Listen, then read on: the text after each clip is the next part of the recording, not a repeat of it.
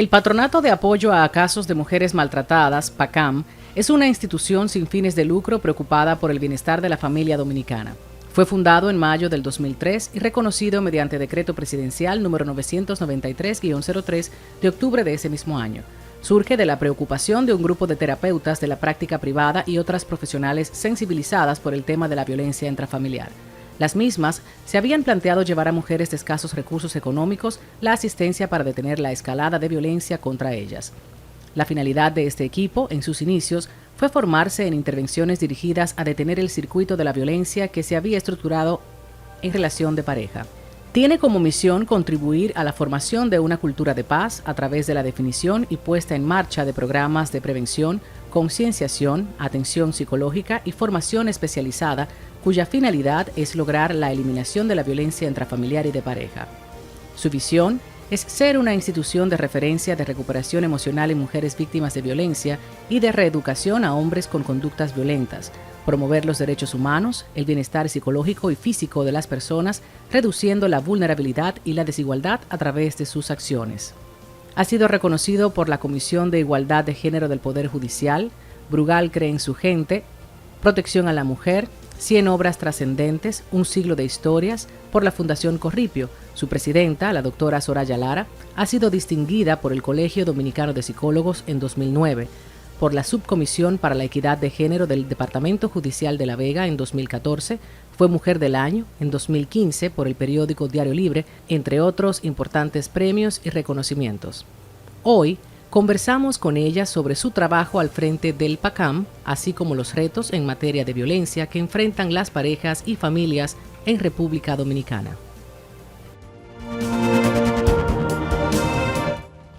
Así es, el Patronato de Ayuda a Casos de Mujeres Maltratadas es mucho más que eso. Quisimos resumir para colocar en contexto esta conversación que ahora me toca sostener junto a su presidenta, la doctora Soraya Lara, quien es referente en materia de violencia en contra de las mujeres, violencia estructural, violencia patrimonial, y bueno, todos los significados que siempre nosotras estamos consultando desde los medios de comunicación. Y digo esto porque también hubo hace unos meses unas discusiones sobre el ejercicio de la psicología y demás, que también adelante vamos a plantear. Bienvenida, Soraya, ¿cómo está usted?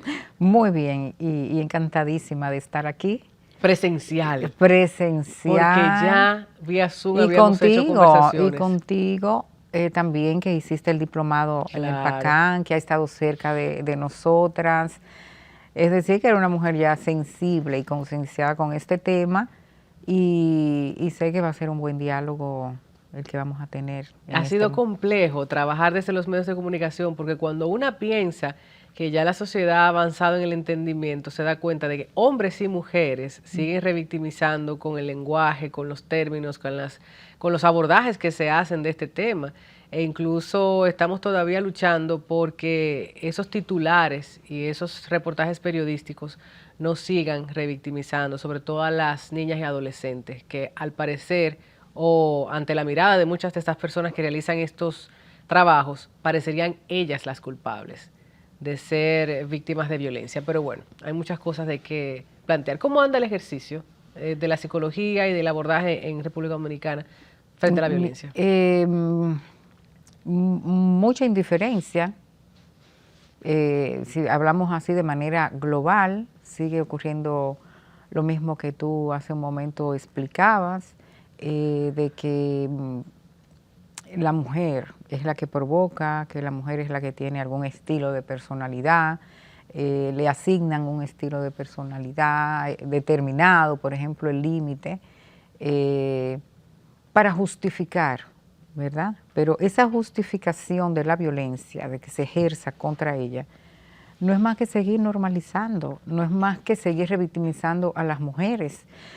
Entonces sí hubo un periodo, estamos hablando de algunos 10 o 15 años atrás, que había un interés muy marcado por muchos profesionales de la salud mental que querían conocer el tema. Pero en los últimos años ese interés ha disminuido. ¿A qué se deberá eso? Yo pienso que eh, es como una suerte como de rechazo. Porque incluso al leer algunas colegas en redes sociales, veo que hacen algunos comentarios que me asombra porque tratan de naturalizar lo que es, por ejemplo, el Día Internacional de la Mujer. Cuando hay un caso que se ventila públicamente de una mujer, pues comienzan o de una menor de edad, violada o embarazada, ¿cómo ponen la expresión de, y el consentimiento informado entre, ¿verdad?, entre interrogante? Y digo, pero ¿cómo es posible si una menor de edad no consiente? Primero porque su desarrollo cognitivo, emocional, afectivo, todavía no es lo suficientemente maduro. Claro. La Legalmente no puedo consentir tampoco. Por eso hay que hablar de abusadores, de violadores. Claro. No de pareja sentimental. No, jamás, porque es que es una relación bastante asimétrica, donde hay una menor de edad que todavía no está en capacidad de tomar decisiones, de poder discernir si le conviene o no, no está en el mismo nivel psicológico que un hombre adulto o un hombre que le lleve por lo menos el mínimo 5 años de edad, ¿verdad? Que ella tenga 17 y él tenga 21, 22, 23, y más si tiene 30 y tantos. Claro. Entonces, vamos viendo como una serie de comentarios, también en profesionales de la salud mental, que lo que interpreto yo, que hay una resistencia. No se entiende, por ejemplo, que cuando se habla de derechos de las mujeres, se está hablando a lo que es derecho a la educación, claro, derecho a la alimentación, derecho al voto, derecho a una vida libre sin violencia, una serie de derechos que son los mismos derechos que les corresponden a los hombres y a los niños. Y entonces hay como una desnaturalización de esas luchas, de esas oleadas feministas, que en principio era el derecho a la educación, el derecho al voto, a la participación social. A la participación social, política, a tener una vida pública, a tener incluso hasta un rango jerárquico dentro de una iglesia. Claro. Antes no se podía ser pastora. Todavía antes era la esposa. En algunas iglesias. Exacto. Si nos vamos a las grandes religiones en el mundo, los que dirigen, ¿verdad? El hinduismo, musulmán, cristianos, bueno, las diferentes religiones de la India, todos son hombres. Entonces todavía las mujeres no la han dejado llegar a ese nivel de ser las representantes espirituales. No hablamos de mujeres profetas, todo lo que han venido son hombres profetas. Entonces por eso es que se habla de esa ideología o de ese sistema patriarcal, porque las mujeres, aunque vamos avanzando, por lo menos en República Dominicana, porque si nos vamos a Oriente es otra realidad, sí. Pero todavía no podemos igualarnos en todos los aspectos. Todavía aquí en la República Dominicana el 50% de los cargos electivos en la política no es el 50%, o sea, no consideran que todavía tenemos derecho, como que nos los tenemos que ganar. No es ganárselo, es que es un derecho. Me ocupa preguntarle sobre la preparación y el abordaje de los especialistas en la conducta humana, porque me llama la atención de que si ya hemos presenciado diplomados, maestrías, hay una maestría buenísima en el Centro de Estudios de Género del INTEC, se ofrecen becas para estudios de género también en otras latitudes. Y yo digo, esa resistencia 2023, ¿por qué es el macho que sigue incidiendo o es la hembra que también no ha entendido ni su rol? No ha entendido, de verdad que yo creo que no se ha entendido. Porque yo siempre he dicho, Soraya, que no es solo ser mujer o percibirse como mujer, es también tú entender el derecho de las mujeres. Si tú quieres ejercer los tuyos de una manera distinta, bueno, te los respeto, pero hay que abogar por los derechos de todas. Claro. Usted y yo tenemos privilegios que otras no tienen, entonces no por eso los voy a ir a reconocer. Sí, yo pienso que es mucho lo que hay que hablar al respecto y entrar en diálogos con otras mujeres en otros espacios. Sí. Porque esa resistencia es muy cultural. O sea, es una cultura que nos enquistó. Y dar ese salto de pensar distinto y vernos como personas con derechos. Y fíjate qué simple detalle, hasta el derecho a la autonomía, sin irnos a la mala interpretación de la autonomía, porque esa es otra, es cómo se interpreta. Porque tú interpretas desde tu sistema de creencias. Sí, y si claro. tu sistema de creencias siguen con las distorsiones cognitivas acerca de la mujer, pues tú puedes estar en el Senado y tú vas a llevar tu sistema de creencias. Claro. La persona al frente de una institución, la persona representando un conglomerado de votantes, un electorado, un territorio, por supuesto, poniéndolo a la par, es importantísimo porque no es lo que yo creo, es lo que debo representar. O sea, está el interés individual y el colectivo. Cuando una mujer o un hombre es colocado en una posición de poder o a tomar una decisión, es para representar lo que la sociedad en ese momento demanda. Porque si bien estamos hablando en el año 1945, no es igual que en el 2023. Y ya hay muchas demandas que se han exigido desde los diferentes espacios, específicamente de las mujeres. Yo quiero, antes de continuar con ese tema, profundizar un poco sobre el PACAM, porque también hay una persona, hay varias personas, pero la líder, la persona que inicia, tiene un interés individual para el trabajo colectivo. Entonces, ¿qué hubo? ¿Qué llama inició ese interés por el patronato? O sea, ¿qué pasaba hace 20 años que fue necesario el patronato? Mire, yo después de 20 años, bueno, no tal vez 20 años, muchos años, yo doy ahora dos explicaciones. La explicación consciente, como yo le llamo, y la explicación inconsciente. Esa que te impulsa, que tú no sabes quizás qué es lo que te está impulsando, por qué te dolió tanto verlo en la consulta, ¿no? Porque para mí fue algo extrañísimo. Cuando comencé a ver los primeros casos en la consulta privada, yo me sorprendía, ¿qué es esto? O sea, conocer, y no puedo olvidar ese primer caso que vi, que la señora amamantaba al niño y me contaba cómo el marido le prendió fuego al sofá, que otro día que llegó ya estaba hablando por teléfono, le pegó con el teléfono en la cabeza. Y a mí todo eso me parecía como muy, muy extraño, ¿no? Y yo decía, pero es que esto es más que conflicto de pareja. Y lo continué viendo. En ese entonces yo trabajaba en una institución y me dijeron, bueno, aplica una escala de insatisfacción marital. Obviamente, los dos fueron a llenar la escala. En ese momento, ella no volvió. Él fue a buscar sus resultados. Y a mí me llamó mucho la atención, porque ella no volvió. Y a partir de ese caso que yo vi, dije, yo no puedo volver a recibir una pareja o una mujer y no saber qué hacer, porque no era conflicto de pareja. Exacto. Por eso yo insisto mucho que hay que diferenciar entre el conflicto de pareja y violencia, que no es lo mismo. Entonces me encontré con un libro sobre violencia intrafamiliar y dije, este es mi libro. Lo comencé a estudiar, seguía viendo estos casos y yo dije, bueno, pero las mujeres que vienen a mi consulta privada me pueden pagar y las que no. Claro. Y hablé con un grupo de mujeres, incluyendo mi hermana, mi cuñada, amigas, doña Rosa Hernández de Grullón. Y bueno, vamos a crear una fundación para ayudar a mujeres violentadas. Todas estuvieron de acuerdo, comenzamos a estudiar.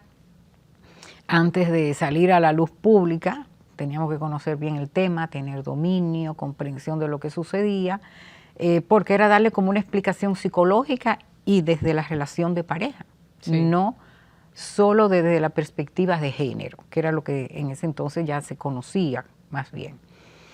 Y luego, pues conforme van pasando los años, tú te vas preguntando. Entonces tú comienzas a recordar muchos casos de la infancia, de lo que pasaban a tu alrededor, o que veías a las tías llorar sin saber por qué lloraban. Que estaban normalizados. Sí, entonces tú decías, bueno, pero es que me he pasado la vida entera viendo mujeres sufriendo. Entonces creo que esas experiencias, ¿verdad? De muy temprana edad, de alguna manera a mí me pusieron en contacto con también como con ese dolor que yo estaba viendo de las mujeres que veían en mi consulta, pero pienso que era también el dolor también de esas mujeres que también formaban parte de mi familia, de mi barrio. Cuando tú comienzas a estudiar estos temas te das cuenta de cómo también la sociedad, los espacios, yo fui a buscar el pasaporte de mis hijos cuando estaban pequeñas y el policía me dijo, no señora, a usted no se le entrega, tiene que venir el papá de los niños. Y yo, pero fui yo que lo llevé en mi vientre. ¿Cómo va a ser? Entonces, que tú vas a la escuela, entonces ya tú no eres Soraya Lara, tú eres la mamá de los niños mármol. Entonces tú dices, pero yo soy que lo estoy criando, o sea, yo soy la que hago una serie de cosas y es la que estoy ahí, ¿no? También como mamá, con mi participación. Y una cosa que también no solo yo, sino las mujeres escuchamos, bueno, si son inteligentes se parecen al padre. Exacto. Si le va bien en la vida se parecen al padre. Si le va mal, sabrá Dios si esa eres madre. débil, eres como tu mamá. Exacto. Entonces como que tú comienzas a estudiar todo esto y te vas dando cuenta, wow, pero cuántas injusticias contra nosotras. No, entonces yo creo que de alguna manera entrar en este tema también yo tuve que revisar muchos estereotipos. Sí, de construirse. Roles, aprender a hablar de nosotras, no de nosotros. Y es como que nosotros decíamos en la nevera así mismo, vamos a poner el nosotros y nosotras grande en la nevera, en el patronato, porque hablábamos de nosotros. Y yo decía, pero todas aquí somos mujeres. Vamos a llamarnos nosotras. El lenguaje construye. Y cuando nos visitaban, y aquí no hay un hombre trabajando, no, es que las mujeres podemos solas, porque también es visibilizar la capacidad que tienen las mujeres para crear una organización, hacer que funcione la misma, ¿no? Y poder también dar frutos, porque es también ser coherente con lo que estamos haciendo. Entonces, era un reto constante, ¿no? Entonces, yo creo que todo esto, ser mujer, también me abrió a mí la puerta para verme a mí misma siendo mujer.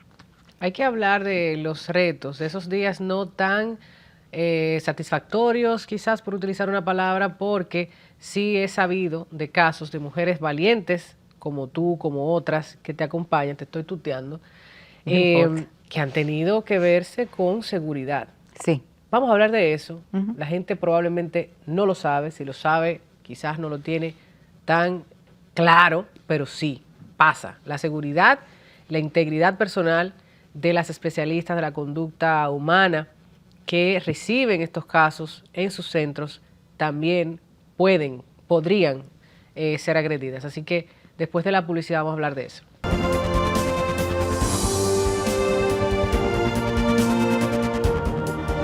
El poder político, económico, social, ese usted sabe quién soy yo, también llega a la puerta de una especialista, de una psicóloga, de una experta en violencia, cuando está haciendo una intervención, ya sea con la mujer, con los hijos, y esto no es bonito. No. Esto es difícil, es peligroso, es triste por demás y pasa. Y ha pasado en casi 2 décadas del PACAN. Vamos a hablar de eso, Soraya. Bueno, pues sí, es también un trabajo que hacemos que no hemos visto en riesgo. Y tenemos que aprender a autocuidarnos. Y cuando digo autocuidarnos no es tan solo tener como esa precaución de nuestros movimientos, sino también de protegernos psicológicamente ante percibirnos en peligro. Cuando estamos trabajando con una mujer cuya pareja maltratadora es una persona muy poderosa o muy peligrosa o que te manda mensajes indirectos a través de la esposa porque ella teme que él sea capaz de cualquier cosa. Sí, una vez tuvimos que, ¿verdad? Cuando todavía me era un poco ingenua, yo diría que teníamos esas puertas abiertas, que de repente encontramos récords tirados en el piso, habían violentado ¿no? Habían entrado al PACAM. Y de esa vez pues tuvimos que tomar medidas de seguridad, poner puertas de hierro. Luego, ahora donde estamos, también tenemos mecanismos con una camarita para ver quién va a entrar. Porque un hombre puede entrar sorpresivamente, molesto, y preguntar dónde está la terapeuta de la pareja, que quiere hablar con ella y que se la llame, como igual lo llaman por teléfono, ¿no? Entonces sí, es un tema, ¿verdad? Y un trabajo que implica también cierta tensión, porque puede haber algunas amenazas. La mujer te dice, no, le está esperando allá afuera que yo termine, o que la lleva a la consulta. A mí me pasó una vez que salí, ¿verdad?, de atender a una mujer y me encontré al marido, un militar, sentado en el lobby, dentro de mi consultorio. Y me impresioné simplemente porque no lo esperaba, pero ¿cuál es el mensaje que te quieren dar? Claro. O cuando tú le preguntas a una mujer, bueno, pero él sabe que tú estás aquí en la terapia. No, porque me ha puesto cámara en el carro para saber por dónde ella anda. Entonces son una serie de cosas que verdaderamente te ponen a ti en un estado como de la alerta en la que tienes que cuidarte. Entonces, ese trabajo ¿Nunca ha trascendido a su vida privada? No. Qué bueno. Yo solamente, pues, una vez me rayaron fuera de mi consultorio, se ve que fue intencional, me rayaron todo el carro, del lado, ¿verdad?, del chofer, las gomas vacías, que no era como forma accidental. Pero cuando tú asumes esto como una misión, sí, sí. Pues tú tienes que seguir a pesar de esos detalles que te comunican de alguna manera, quizás como una amenaza, como un ten cuidado, mira lo que te puede pasar, esto como un aviso, pero tú no puedes quedarte en eso, no puedes quedarte en ciertos riesgos, ¿no?, que puedes correr, porque entonces no tendría tal vez sentido. Además, si es indiferente, entonces no es importante. Alguien tiene que molestarse, alguien tiene que indignarse, porque ya lo estamos nosotras. Así es que pienso yo. Si alguien no te dice algo, entonces no está llegando. Entonces, bueno, mira, yo creo que, como te decía, estos casi 20 años, aunque yo tengo más de 20 ya, ¿no? Porque ya comencé a estudiar esto mucho antes y a enfocarme, pero ver el resultado, Tatiana, ver mujeres transformarse, asumir el compromiso con ella misma, sin tú decirle, pero que tú ves mujeres que apoyan la causa, que hacen eventos, invitan o nos invitan a nosotras o invitan a otras instituciones con el tema que tiene que ver con violencia, que tiene que ver con derechos de las mujeres. Es gratificante. Es cuando tú ves una mujer que entra en un estado, ¿verdad?, como si fuera una flor marchita, y cómo gradualmente tú comienzas a ver la transformación de esa mujer. Cada caso es individual, pero generalmente, ¿qué conlleva, Soraya, esa transformación? Tiempos, recursos, el equipo multidisciplinario. Cuéntanos un poco de eso, porque quizás para el que no lo sabe, que no está inmerso en estos temas, entenderá que con 4 consultas va y Soraya cambia a esa mujer. No. Ya, la cambió. El efecto mágico. Que la gente cree que es así, como que la terapia, sea de la naturaleza, o psicoterapia de la naturaleza que sea, como que tú fuiste 3 veces o 4 y ya. Sí, o a veces tenemos una amiga que no entiende el fenómeno y dice, pero tienes que ir a terapia. Sí, pero es que primero debe hacerse consciente de que tiene un problema. Si no tiene un problema, no irá nunca. Exacto. Y esa es la primera condición para que una psicoterapia sea efectiva. Asumir que hay un problema. Y segundo, que tienes que hacerte responsable ante tu problema. Entonces, es un proceso psicoterapéutico. Nosotros lo tenemos diseñado un promedio de 22 sesiones. De esas 22 sesiones hay mujeres que duran hasta 30 y tantas sesiones, por lo que tú decías, es individual. Nosotras, porque ya llegamos a las 22 sesiones, te vamos a despedir. Sin embargo, nos vamos a encontrar con otras mujeres que en 12 sesiones han hecho un avance extraordinario y le damos, como nosotros le decimos, de alta, la despedimos. Es como una carta de compromiso. Pero la carta, bueno, en la hoja que las mujeres llenan, al final, cuando firman o dan el visto bueno, si es digital, pues se les dice, o sea, que si se comprometen, o sea, porque nosotras creemos en el compromiso que cada mujer asume. Sí. Porque no es el compromiso del terapeuta, nosotras estamos ahí, la institución está ahí, y si estamos es porque no estamos comprometidas. Entonces ese proceso pasa por diferentes etapas. Y esa primera, que es el primer contacto, el levantamiento de la información, después se pasa a un proceso de evaluación psicológica, obviamente porque queremos valorar el estado del bienestar o no de la salud mental de las mujeres. Entonces, después de esa evaluación se viene el seguimiento. Mujeres en situaciones muy críticas, con una depresión severa, en algunos casos con ideación suicida. Entonces, tenemos que hacer un trabajo multidisciplinario, o sea, referir a psiquiatría, que la mujer vaya al psiquiatra, si el psiquiatra considera que hay un trastorno depresivo mayor, un trastorno de ansiedad generalizado, ataque de pánico, que sufren también las mujeres víctimas, trastorno de estrés postraumático, entonces se hace ese tratamiento farmacológico si es necesario, o si no, solo con la psicoterapia o ambas intervenciones. En otros casos que se detecta bueno, que hay alguna enfermedad, que la mujer está somatizando mucho para su propia tranquilidad, pues una evaluación médica, que se hace mucho que no va al médico, que se evalúe, para entonces explicar a las mujeres que cuando no hay una causa física, médica, de enfermedad, entonces la enfermedad es emocional.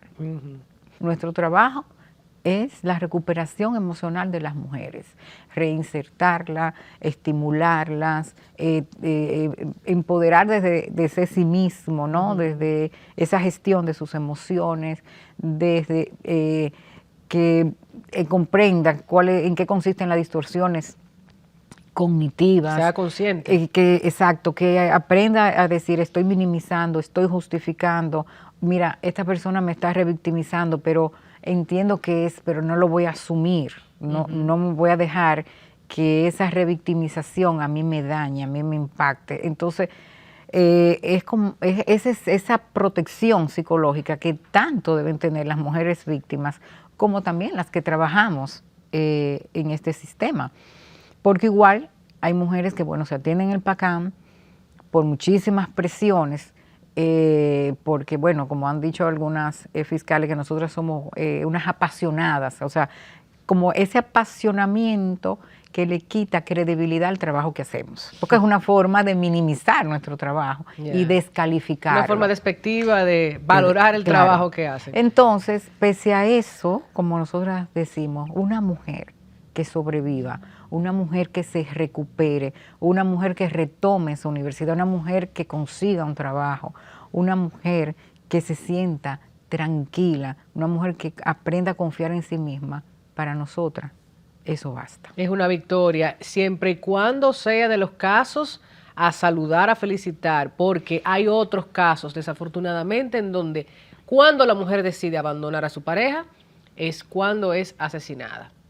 O sea, eso lo hemos visto en la mayoría de feminicidios de nuestro país. Quiero darle un giro a la conversación después de la publicidad para conversar sobre conflicto, violencia, también de los hijos y las hijas que están en esa guerrilla entre la pareja y el maltratador, que a veces tiene la posibilidad económica, o sea, tiene una ventaja económica, entonces pelea esa custodia. Y en los tribunales dominicanos solamente ven lo sano que está el papá. Después de la publicidad, ¿qué dice?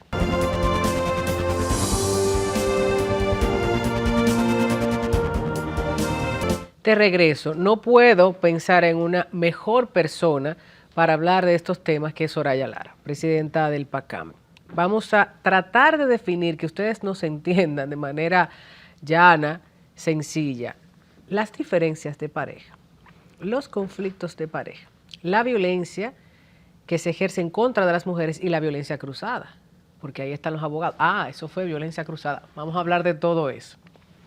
Muy buena que haya puesto el tema de la violencia cruzada. Sí, es que lo he escuchado. Oye, yo como que, Es como un vicio, ¿no? Sí. Sí, y la pudiéramos categorizar de alguna manera en... Diferencia de pareja. Sí. La diferencia de pareja, mira, para poner ejemplo y las personas comprendan, mi pareja y yo podemos tener sistemas de creencias, digamos, religiosos, distintos. Por ejemplo, que yo pudiera ser cristiana y él católico. Respetar ambas creencias y convivir. O por ejemplo, me voy más allá. A él no le gusta que yo me ponga falda roja, pero no pasa nada. Yo me la pongo y él me hace la foto. ¿Ya? Una diferencia de criterio. Sí, una diferencia porque no pasa tenemos nada. que verlo en diferencias políticas, diferencias que a veces que pueden estar muy asociadas a la naturaleza del trabajo que tú haces, pero convivimos en esa diferencia y podemos discutir, no, mira, yo no creo en eso por tal, me parece que es una exageración de tu parte, pero discutimos, enriquecemos en la discusión, pero respetamos nuestras diferencias. Nunca te ofendo por eso que tú defiendes. No Nunca. te ofendo. Yo no te digo, tú eres una idiota porque tú pienses así. Exacto. No, es distinto. No me parece que eso que dices es la posición, no la persona. Claro. Ya, por ejemplo, en violencia, si nos vamos, por ejemplo, al caso de las creencias religiosas, es el marido que dice, bueno, que es católico, que ella es evangélica, que hace ayuno, que hace oración, que oye canciones de alabanza, y dice, tú oyendo eso, pero la que tiene el demonio adentro eres tú, la que tiene que arrepentirse, de que yendo a la iglesia, entonces ya eso se convierte en un maltrato psicológico asociado a sus creencias religiosas. Fíjate cómo se pasa la línea. Claro. En la línea entre lo que hablábamos ahorita, bueno, tú vas a la iglesia y tú dices, bueno, está bien, no voy a ir los domingos, lo que voy a hacer es que voy el viernes para que estemos juntos como familia. Tú logras un acuerdo, porque están en el mismo nivel en una relación simétrica. Tú y yo tenemos igual poder, podemos decidir, ponemos a negociar, tú tienes derecho a expresar tu punto de vista y yo el mío. Y negociar. Pero en violencia, la mujer no puede expresar su punto de vista, ni puede negociar. Tiene que abandonar prácticamente sus proyectos. Su religión, su falda roja, su familia, todo. Su pantaloncito corto. Porque a él le molesta, su pantalón porque me los esconde, corto. porque me los rompe delante de mí. Porque si te paraste en el balcón con la falda roja, eso es porque tú estás coqueteándole al hombre del frente, o si fuiste con la falda roja al trabajo, eso es para que tiene algún enamorado o algún compañero tuyo o el jefe tuyo. Increíble, Soraya, que nosotras que nos hemos ido formando, yo ayer, ustedes toda la vida, reconocemos, olemos a distancia, identificamos cuando alguien dice algo como fuera de, incluso la manera en que mira al hombre, la manera en que gesticula, todo eso, como que uno se va entrenando. Pero muchas mujeres no. Muchas mujeres todavía tienen que hacerse consciente de ellas luego de todo su entorno. O sea, es complejo, no digo que no, porque yo cuando entré al PACAN hace muchos años a hacer el diplomado, no tenía las convicciones ni el conocimiento que tengo ahora. Sin embargo, en el día a día en la sociedad, esos micromachismos, esos mensajitos, que lo haga para que ella vea, es relajando. No, pero si ya se corta el cabello, hay problema en mi casa. Hay una amenaza. Hay tantos mensajes e incluso a través de los medios de comunicación, la risita, el chiste machista, la forma en que te agarran o te quieren dominar físicamente cuando hay presencia de otros hombres. O sea, no es que estamos enfermas, no es que estamos viendo donde no hay, es que ya estamos entrenadas. Exactamente. Y es importantísimo que la gente sepa que es entrenamiento, no es locura, no es que estamos fanatizadas, apasionadas, como le dijo la fiscal aquella, no, es que estamos entrenadas. Y yo sí lo veo, yo sí lo huelo. Y por eso tengo el poder de, en su momento, rechazarlo, pero muchas no. La gran mayoría, porque oírla en la consulta, y es lo que siempre decimos en el equipo, o sea, tienes que ir con ella y decirle, estás minimizando. Mira, no te estás dando cuenta, pero estás justificando. Minimizar como no, es que no fue tan fuerte, lo que me puso fue la mano en el cuello, pero te faltó aire, sí, ¿qué más pasó? Me pegó contra la pared, digo, esa es una tentativa de homicidio. Claro. Entonces, el tú verlo como que te puso la mano fuerte en el cuello se llama minimización, para que ella misma, en su convivencia diaria, ella se auto-observe y pueda decir, estoy minimizando, estoy justificando. No, lo que pasa es que él viene de un hogar, que su papá también era violento, o que él viene, que fue niño abandonado. Estaba borracho. Que estaba borracho, el estrés, que en el trabajo. Yo le hablé mal. Entonces la mujer comienza a justificar. Y creo, mira, y es una de las cosas sumamente interesantes, cuando ya la mujer comienza a asumir el discurso de la terapeuta, comenzó el proceso. De que dice, no, yo sé que estoy justificando, o yo y que una amiga me dijo tal cosa, pero ella no se, o sea, todavía de manera consciente, ya no se ha dado cuenta que ya comenzó a identificar, porque asume ya lo que está escuchando en la terapia. La violación sexual en la pareja, tenemos que tratarlo, aunque sea una pincelada, Soraya, claro. porque es tan difícil hacerle ver a la pareja que aún yo tenga un contrato de matrimonio o te haya prometido amor eterno en una iglesia, mi cuerpo sigue siendo mío. Claro. Enamórame, vamos a negociarlo, claro. ahorita, mañana. Pero sí. también el no en el matrimonio es no. Uh-huh. Qué difícil hacer entender eso. Los deberes. Sumamente. Los deberes de la esposa. Sumamente. Y todavía se profesa eso, ¿no? Sí. Pero es la parte más difícil para las mujeres, porque de las preguntas que nosotras hemos hecho, la que tiene mayor porcentaje de respuesta es la que dice, tengo relaciones sexuales con mi pareja por miedo a lo que él pudiera hacerme. Wow. Para mí es como el miedo ya incorporado. Y entrar en esa a dialogar, ¿qué tú crees que te puede pasar? ¿No? Entonces, de lo que las mujeres también describen es la penetración anal, oral o vaginal en contra de su voluntad. La mujer no quiere o no desea, como bien tú dices, pero él obliga a hacerlo.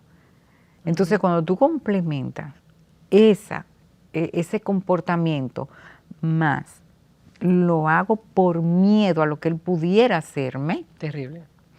Es terrible porque la mujer ya expresa del miedo. Claro. Entonces, hay mujeres que además te dicen que esas amenazas de si tú no lo, o sea, de esa manera indirecta, esa violencia perversa que comienza, bueno, por eso es que hay mujeres que se lo buscan, que uno tenga otra. Uh-huh. Entonces comienzan a hacer una serie de comentarios que la mujer sabe que es un mensaje que le está mandando de que si tú no lo haces, me voy a buscar otra. Si tú no lo haces, me voy para la calle, porque algunos, cuando la mujer dice que no, pues se paran de la cama, se bañan, se perfuman y se van. Uh-huh. Aunque vuelva a los 5 o 10 minutos. Pero tú sabes lo que eso es tortura psicológica. Claro, totalmente. Eso es tortura. No hay manera de que no sea una tortura. Tiene que ponerle nombre, es violencia. Porque la ansiedad que eso te genera, pues te desarticula.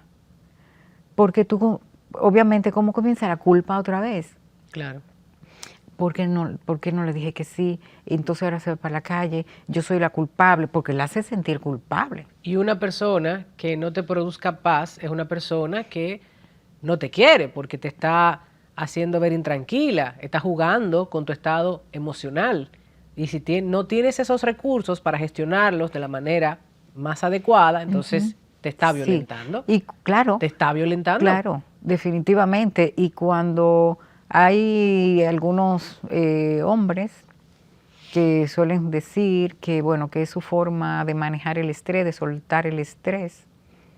Entonces, crear conciencia de que la mujer no es un consolador de liberación de estrés del marido. El acto sexual es un acto de comunión, donde Claro. ambos cuerpos están en la disposición de poder disfrutar De sentir placer, del ambos. placer, de que tú nos acariciemos, que nos besemos, que nos toquemos, que nos sintamos los dos cómodos y en una actitud, una sensación de placer. Entonces, en una relación de violencia eso no ocurre. Claro, y el consentimiento. Ambos deben sentir placer y lo que ambos decidan hacer entre cuatro paredes, como adultos que son, es su decisión, pero deben estar de acuerdo. No puede ser beneficio para uno y para el otro no. No puedo dejar de aprovechar también cuándo es recomendable una separación y cuándo Soraya Lara recomienda un divorcio. Eso a propósito de la tasa altísima que tenemos de divorcios. Te contesto con todo grado de sinceridad. Por favor. Como siempre, además lo hemos hecho. Sí. Y mi equipo está entrenado para eso, o nuestro equipo. Es que nosotros no recomendamos divorcio, ni separación. Eso tiene que ser un acto de conciencia de la mujer. Lo que nosotras hacemos, una mujer decide, bueno, me quiero separar, no me quiero separar, hablar sobre eso, hacerle ver cuáles son los factores de riesgo en el estado de salud mental que llegó, si ya la mujer, por ejemplo, se ha separado y quiere volver y plantea, quiero volver con mi pareja, quiero darle una oportunidad, mira, vamos a ver cómo llegaste. Tú llegaste en esta condición, la violencia era severa, le describimos, ¿no?, todos esos factores de riesgo, lo que se había habido ya algún daño físico, hablamos de su daño psicológico, del aislamiento al que estaba sometida, entonces tú tienes la responsabilidad de evaluar que vas a volver a una relación, a la misma relación.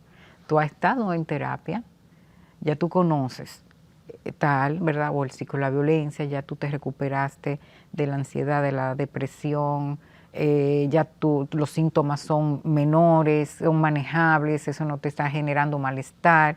Volver a esa relación, entonces, tú vas a volver con la misma pareja que no ha hecho un proceso de cambio, un proceso terapéutico, que no ha asumido su responsabilidad de su comportamiento violento, entonces tienes que hacerte responsable de tu decisión.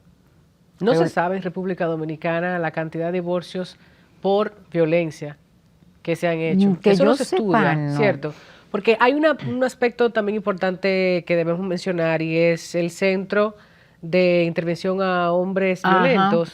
Sí, el Centro Conductual para Hombres. Exactamente, que bueno, en algún momento también hemos consultado y sí hay muchos hombres que luego de recibir este acompañamiento pues no reinciden, entienden, esa es otra discusión. Ahora, la mujer, o las mujeres, que son las que nos importa en esta conversación, sobre todo, cuando deciden ya separarse o divorciarse, ¿qué pasa? ¿Cuál es el proceso? ¿Qué tiempo dura? El rol que juegan los hijos e hijas, el círculo de apoyo, o sea, porque no son ellas, es una decisión también de toda la familia, o sea. Que incluye los hijos. Que incluye todo y ese que no tema todos los hijos legal, también, patrimonial. Sí. Y que no todos los hijos tienen el mismo grado de conciencia de lo que le sucede a la mamá. Claro. Porque, por ejemplo, los más pequeños, los menores, y eso lo vemos estadísticamente, pues como son los menores, están menos expuestos, porque son los más pequeños. Pero, por ejemplo, el mayor o la mayor están más pendientes, se dan cuenta de todo lo que sucede. Hay posiblemente uno de los hijos que se identifica con el padre y va asumiendo comportamientos similares a lo del padre, entonces ya ahí hay una alianza entre ambos, ¿no?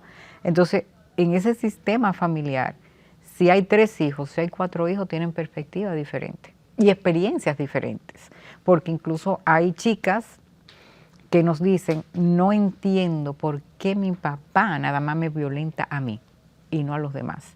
No entiendo por qué mi papá tiene ese control. No quiere que salga, no quiere que lleve amistades a mi casa, no puedo salir a ningún lado, es a quien descalifica, es a quien también violenta verbal y a veces físicamente, es a uno de los hijos o de las hijas. Entonces, en el sistema familiar vamos observando esto. Tú entrevistas a 3 hijos y los 3 te van a dar una versión diferente de la experiencia familiar, porque hay uno que puede estar más desconectado, que no se entera de lo que sucede, pero hay otro que sí ve a la mamá llorar, que la ve golpeada, claro, que la ve. Entonces, eso también es un poco difícil cuando, por ejemplo, en una decisión judicial por custodia, eso se hace quizás para la valoración de un tribunal un poco más complejo, cuando hay la guarda, cuando hay régimen de visita, cuando es una persona sumamente peligrosa, porque también hay agresores que son sumamente peligrosos. Claro, hemos visto casos recientemente, bastante mediáticos, y yo desde que vi las primeras noticias dije, bueno, aquí hay como un trabajo de relaciones públicas y de pago a medios de comunicación, pero bueno, eso soy yo, quizá mucha gente no lo vio. Consideraciones finales, no solo del trabajo del PACAM, también de otras organizaciones aliadas con quienes han tenido que colaborarse mutuamente en estos 20 años. ¿Hacia dónde entiende usted que debemos caminar juntas, juntos? A mí me alegra algo, y es que muchas veces es la misma juventud la que identifica, pero eso es un comentario machista. Eso fue sexista. Me gusta que sean ellas, jovencitas. O sea que, por lo menos por ese lado. Sí. Mira, yo creo que todavía queda mucho por hacer. Muchísimo. Mucho en el sentido de que todavía no tenemos una verdadera articulación de políticas públicas en materia de género, de transversalización de género. Porque hablar de políticas públicas, estamos hablando de que todos los ministerios y las instituciones del gobierno están afín con el propósito. Entonces, ¿qué vemos? O sea, quizás un ministerio público, de la mujer, con más fondos, con más casas de acogida, con más dinero para programas, que no es que esté mal. Pero ¿y dónde están las acciones de salud pública? Que por ahí entran hospitales, muchos de los casos. Hospitales, centros, mujeres que llegan agredidas, mujeres que llegan con aborto, mujeres que llegan con intentos de suicidio. ¿Cuál es el protocolo? ¿Cómo se está aplicando? ¿Cómo se articula el sistema? ¿Qué pasa con el Ministerio Público? No hay fondos suficientes para hacer un trabajo de investigación, un trabajo donde los fiscales y psicólogos forenses del INASIF tengan todos los recursos también para poder hacer una labor pericial o de investigación con excelencia para poder entonces tramitar el proceso, ¿verdad?, judicial, ¿verdad?, o sea, la solicitud de las medidas, las pruebas que deben también poner a la disposición del sistema judicial. Tampoco hay fondos. Tú tienes que decir, bueno, vamos a la fiscalía o de Pedernales, o vamos de cualquier fiscalía del interior, mientras más lejos de la capital y de Santiago, entonces ahí podemos nosotros valorar verdaderamente si tienen todas las comodidades, que si se le va la luz tienen una planta o un inversor, si tiene cada fiscal una computadora, si tienen escritorios cada uno, que no se tienen que pedir turno, déjame hacer esto, párate tú. Entonces, todo esto implica dinero, y por eso es que se habla de voluntad política, claro, de que haya un presupuesto para el tema género, las alcaldías y el tema género, educación y el tema género y educación sexual. O sea, no estamos todavía en esa articulación para decir que llegamos. O que estamos al principio de comenzar a desarrollar todo y ver los cambios sustanciales. Entonces, eso todavía no está pasando. Respecto, si tú me dices, bueno, las reflexiones ya mías, y viendo ya las investigaciones que vamos haciendo en el PACAM y sobre todo, y en las capacitaciones que aplicamos pre-test y post-test en tema de las distorsiones cognitivas y acerca de la mujer y el uso de la violencia, y vemos la presencia de distorsiones cognitivas tanto en hombres y mujeres, que van dirigidas a la inferioridad de la mujer, y todavía te dice, bueno, aunque sea un 1%, un 3%, que todavía se considere que la mujer es inferior al hombre, es grave para mí, ¿no? Porque es algo que debiéramos haberlo superado. Sí. De que la mujer es la responsable de la violencia, que si que ella sabe qué hacer para no ser violentada cuando ella es víctima. Claro. Es el hombre que tiene que parar. Entonces, hay una serie de distorsiones. Medidas, ahí están los datos, no es el parecer de Soraya, es medidas. Es importante hablarle a la gente así. Una investigación que hicimos en una PEC, o sea, con esa población, también se pudieron ver las distorsiones cognitivas. Entonces, es una muestra, estamos hablando de esa que hicimos en pandemia de 2000, y creo que 2045 participantes, hombres y mujeres, que cubrimos una buena parte del territorio nacional. Y ver que no hubo diferencias significativas entre las distorsiones cognitivas del norte, del distrito y del sur. Wow. Entonces, y en una población que fue su mayor porcentaje en escolaridad fue bachiller y educación superior. Entonces tú dices, bueno, pero también las personas con distorsiones cognitivas que se supone que tienen acceso a una información del tema de género, de la violencia. Entonces mi reflexión es, tenemos que impactar en la cultura. Totalmente, que es lo más difícil de cambiar. Es lo más difícil, lo que más tarda. Entonces yo creo, y cuando comenzamos a hablar, que te hablaba del empoderamiento de la mujer, es empoderamiento. O sea, las mujeres que van al PACAM, o sea, es un perfil prácticamente, que no podemos, ¿verdad?, llevarlo, extrapolarlo a otras comunidades, pero son mujeres que no dependen económicamente de la pareja, tienen trabajo, te estoy hablando más del 80%, el 85%, sí, tienen estudios universitarios superiores. Entonces, pese a esos datos sociodemográficos que son importantísimos, sí, ella es violentada. O sea, que no es la mujer vulnerabilizada, en situación de extrema pobreza, es también la mujer con recursos propios, o sea, con formación, exacto, educación. Exacto, la violencia, lo que nos deja ver, sí, sí, que la violencia que ejerce el hombre no discrimina. Ataco a la mujer que él percibe vulnerable o que la vulnerabiliza. Sí. Porque también son mujeres que tienen una percepción positiva de sí mismas. Hay tantas cosas que seguir hablando sobre eso. Lástima que ya no tenemos tiempo en esta edición, porque si algo también yo he ido identificando es que hay muchos hombres jóvenes en esta generación, gente que, bueno, se muda con una pareja, no se casa, se muda, es una mujer con sus recursos, pero entonces es él quien se aprovecha de esa relación. Entonces, caramba, me hace, no sé, como mucho ruido. Yo me río porque no es un caso. Son muchos, Soraya. Sí. Son muchos casos. Yo digo, ¿pero qué es lo que está pasando? Muchas cosas están pasando que no vamos a entrar en esa discusión en esta edición. Pero la verdad es que hemos hablado de muchas cosas serias, importantes. Lo bueno es que, aparte de Teleradio América, también el programa está disponible para que usted le dé para adelante, para atrás, lo ponga rápido, lo ponga lento, avance, le mande el link, de Comunicación Integral Dominicana, porque estas cosas, estudiantes, practicantes, apasionados, militantes, tienen que ver, tienen que escuchar a Soraya y volverle a escuchar y volverle a escuchar, porque indiscutiblemente en la educación está la desconstrucción y juntas podemos avanzar, pero tenemos que ponernos de acuerdo. Exactamente. Hay mucho trabajo todavía. Muchísimas gracias. Gracias, Soraya. A ti. Un placer.